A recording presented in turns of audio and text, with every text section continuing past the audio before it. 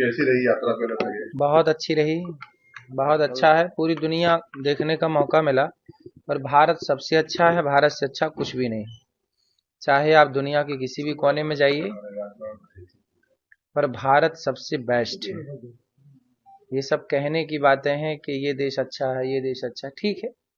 किसी देश में साफ सफाई को मेंटेन किया गया है, किसी देश में हरियाली को, हरे भरे को मेंटेन किया गया है।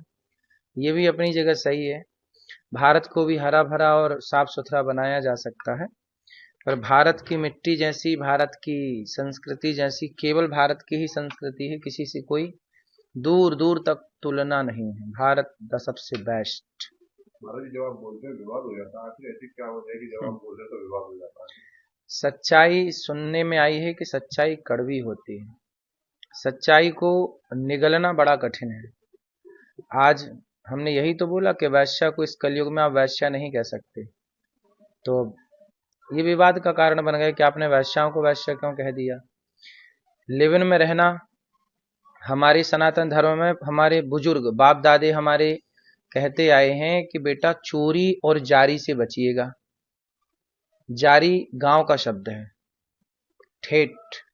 आप लोगों ने भी सुना होगा, हमारे बाप दादे बोलते हैं कि बेटा चोरी और जारी, जारी मतलब पर स्त्री पर पुरुष, पराई स्त्री और पराई पुरुष से मन हटाइएगा, अपनी पत्नी और अपने पति में मन लगाइएगा। यही कह दिया तो विवाद हो गया। कुछ स्त्रियां कुछ लिव-इन में रहकर, इसके संग रहकर, उसके संग रहकर, उसके संग रहकर, फिर तीसरे के संग, लड़की हो या लड़का दोनों, चार जगह मुंह मारना। गांव की ठेठ भाषा में है मुंह मारना। जैसे पराई स्त्री या पराई पुरुष में मन लगाने को ना चरित्रहीनता को गांव में बोलते हैं मुंह मारना। तो ये शुद्ध गांव की भाषा है। और ये जो गलत है उसे गलत ही कहा जाएगा, सही कैसे कह दिया जाएगा। महाराज जी, आपका भाव तो ठीक था, लेकिन महिलाओं का आरोप है कि आपने जिस तरीके से व्यास गति से कहा है, उसको लेकर उनको आपत्ति है, तो क्या पहली बात इसका। तो पहली बात तो मैं आपको बताऊं कि ये बात प्रश्नोत्तरी, जैसे हम आपसे संवाद कर रहे हैं ना, हम एक संवाद के माध्यम से प्रश्नोत्तरी कार्यक्रम करते हैं, जो कि व्यास गद्दी से अलग कार्यक्रम है। तो ये व्यास गद्दी का कार्यक्रम था ही नहीं, पहली बात तो। दूसरी बात, आपने कहा कि आपने शब्द कुछ ऐसे कहे, ठीक है। पूज्य प्रेमानंद जी ने तो ऐसे शब्द नहीं कहे, फिर भी उनका विरोध हुआ। इसका मतलब है कि शब्दों का विरोध नहीं है, संतों का ही विरोध है। यदि शब्दों का विरोध होता तो केवल मेरा होता।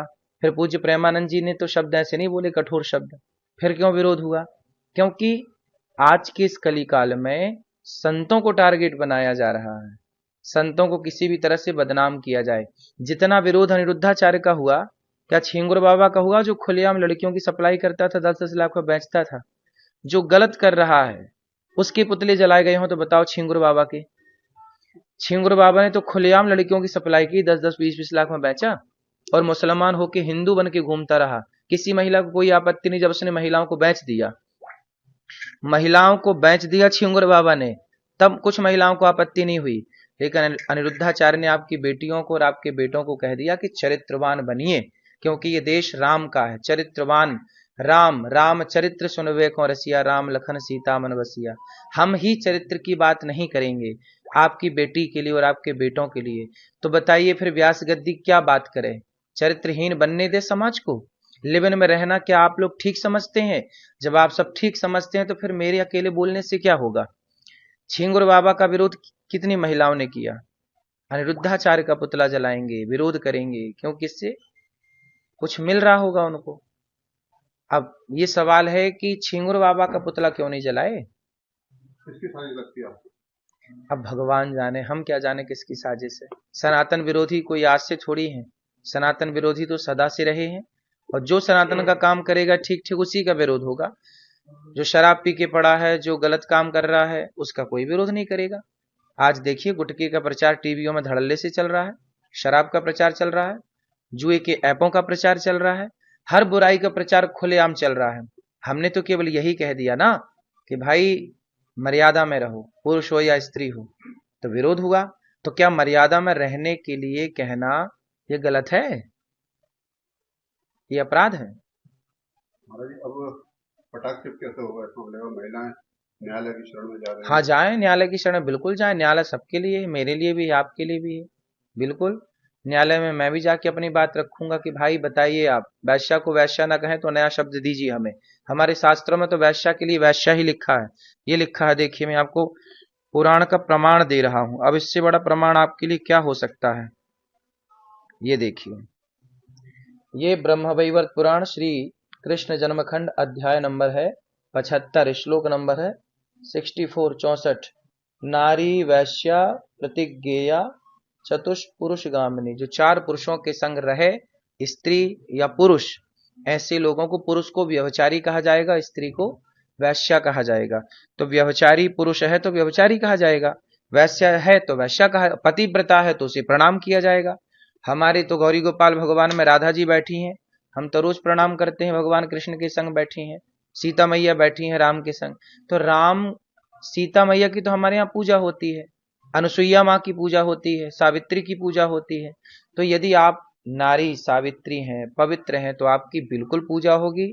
हमारे यहाँ तो सुहागन नारी को कहीं रास्ते में मिल जाए तो शुभ माना जाता है कि हम शुभ कार्य के लिए जा रहे थे, और एक पतिव्रता नारी सुहागन हमें दर्शन मिल गया तो हमारा कार्य निश्चित बनेगा।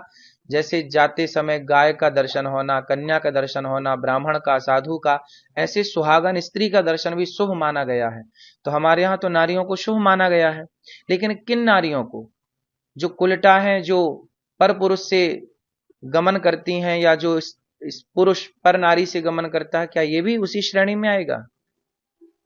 महाराज ये जो महिलाएं विरोध कर रही हैं, उनका गुस्सा कैसे शांत करेंगे? अब भाई उनका गुस्सा तो उनके भगवान शांत करें, हम क्या शांत करें? हम थोड़ी गुस्सा दिला रहे हैं किसी को। वो कह रहे हैं कि हमारी गिनती 4 में कर दी। नहीं, आप 4 में क्यों रहें? आप जो 96 लोग हैं उनमें रहिए। हमारा जी उनका कहना है कि महाराज जी ने शास्त्र में जो कहा हुआ वैसा वैसा कह सकते हैं, और कानून में नहीं कह सकते। तो क्या नहीं, कानून की किताब धर्म से बड़ी नहीं है, समझ रहे हैं? धर्म धर्म रहेगा, कानून कानून रहेगा। कानून संसार के लिए है, धर्म पूरी सृष्टि के लिए है। इसलिए वेद पुराणों पर कानून लागू नहीं होगा। कानून की किताब कानून की जगह है, और वेद पुराण की जगह। वेद पुराण के ऊपर कानून थोड़ी चलेगा कि अब वेद पुराण कानून के हिसाब से चलेंगे। वाह।